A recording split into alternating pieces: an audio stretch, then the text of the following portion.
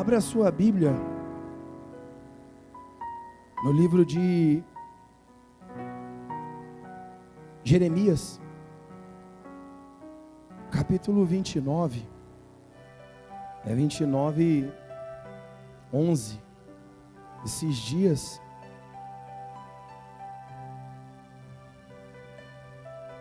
eu já comentei algumas coisas sobre isso com vocês. Esses dias atrás a gente se reuniu, na grande maioria dos obreiros, nós, na casa da obreira Camila.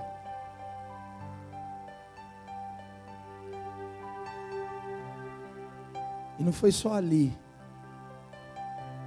Olha para mim, presta atenção, por favor, é fundamental isso. Que você entenda. No dia 25, eu não fiz plano, nem planejei, não projetei nada. E eu acabei indo até a casa da minha mãe. Minha mãe está morando em Indaiatuba. Aí eu fui lá. E surgiu a mesma oportunidade para a gente falar sobre a mesma coisa. A gente aqui na casa da obreira estava conversando sobre algum assunto, algum aspecto, já não me lembro exatamente o que era. E foi citado assim, sobre falar mais de Jesus, proclamar mais o Evangelho. Você sabia que nunca na história da humanidade se falou tanto de Jesus? Se pregou tanto de Jesus? Se falou tanto a respeito de Deus? Nunca na história da humanidade teve tanta igreja como tem hoje. Nunca teve tanto lugar falando de Jesus. Mas nunca também existiu tanta gente fria com Jesus, desacreditada de Deus. Fala-se muito e vive-se muito pouco. E o pouco que vive errado. Aí eu cheguei no lugar e alguém estava parando, estava deixando tudo de lado que estava fazendo para ir para a igreja. Deixando a família em casa, deixando as visitas lá. E estava indo para a igreja. Juntou as coisas, pegou a família, estava botando no carro e estava indo para a igreja. Olha que bênção. Quem olha assim, vai dizer, que exemplo maravilhoso. Porque na verdade você só está vendo a aparência da coisa. Eu também. Deus não quer aparência. Deus quer verdade. Quem está entendendo? Então, mais do que falar, eu e você temos que viver. A gente comemora a virada de ano, mas amanhã o dia vai amanhecer exatamente como amanheceu ontem. A diferença quem faz somos nós. Continue fazendo do mesmo jeito e você vai ter os mesmos resultados, vai colher o mesmo fruto. Transforme os teus gestos, as suas atitudes, e você vai ver a transformação de Deus na sua vida. Essa pessoa, antes de ir para a igreja, estava participando lá da festividade. Nada de ruim nisso.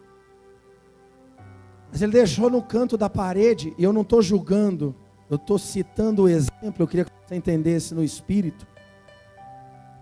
Ele deixou no canto da parede uma caixa, um engradadozinho de cerveja, daquela tipo long neck, um pouco maior que long neck. Quem conhece? Agora ninguém conhece. Tem pecado nisso? Claro que não. Tem pecado nenhum, você faz o que você quiser na sua vida. Paulo diz que todas as coisas são lícitas. O problema é se o álcool atrapalhar, contaminar, prejudicar, sujar a tua adoração, sujar o teu louvor, manchar a tua oração a Deus. Ele largou o engradado lá. Sabe quem estava lá? Os filhos, crianças, vendo o pai parar a festa e ir para a igreja, mas antes disso, encher o caneco de cerveja. Por que eu estou citando isso para você? Porque mais do que falar, a gente tem que viver. Você faz o que você quiser com a sua vida, mas a vida tem que ser uma referência de alguma coisa. Ou você é referência de Deus, ou você é referência do diabo. Não tem meio termo. Não existe meio termo. Ele prega de Jesus, ele ajunta a família, leva a família para a igreja. Ele reúne todo mundo, bota no carro e está demonstrando para quem está chegando que o compromisso dele com Deus é mais importante do que o visita que está chegando. Mas o exemplo que ele dá para a família é que depois que ele voltar da igreja, ele continua enchendo a cara daquilo que satisfaz ele. Porque é o seguinte, ele já saiu de casa falando, o pastor disse que vai acabar tal hora. E se o pastor atrasar, misericórdia, o pastor que aguente. Você está compreendendo alguma coisa? Para Deus o tempo é contado. O tempo é restrito, selecionado. Deixa eu ver se eu posso. Deixa eu ver se dá para mim. Deixa eu ver quem é que vem. Deixa eu ver o dia, deixa eu ver a hora, deixa eu ver a distância. Mas depois fala que ama, fala que adora. Mentira, hipócrita, porque não ama coisa nenhuma. Faz conforme aquilo lhe beneficia. E aí vem o peso da consequência, e a culpa é sempre do outro. Pena, sofre, mas não consegue reconhecer que na verdade está colhendo o fruto de si. Teve um ladrão na cruz que falou para Jesus assim,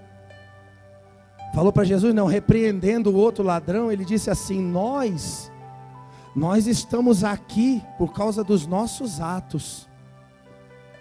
Ele reconheceu, ele quebrantou o coração dele.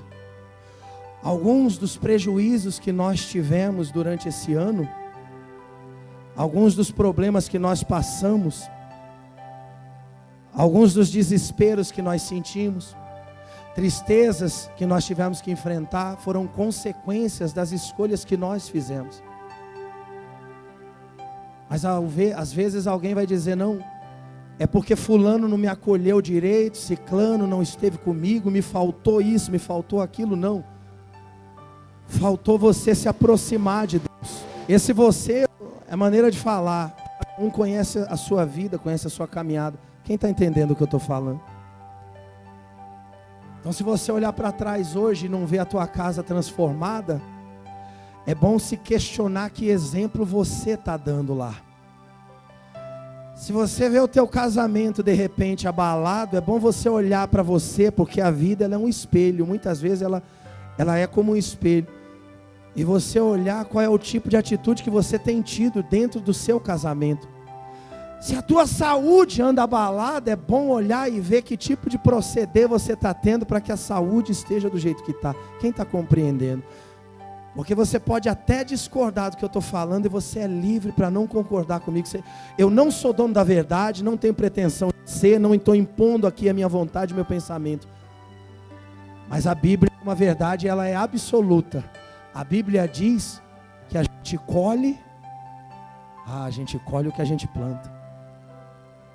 Esse povo estava passando um momento muito difícil, economicamente quebrado, o seu reino, o seu país destruído, eles estavam dominados por aquilo que eles não queriam, sendo humilhados, e as palavras que chegavam, era sempre para diminuir a esperança deles, para desestimular a esperança deles.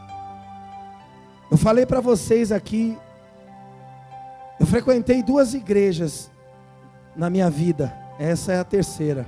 As 2 igrejas que eu frequentei, falavam para mim e para todo mundo lá, que nós não éramos insubstituíveis, que se a gente quisesse que fizesse, ficasse, obedecesse, se a gente não quisesse, porta da rua era a serventia da casa, e no lugar da gente tinha uma fila para tomar o nosso lugar. Eu hoje entendo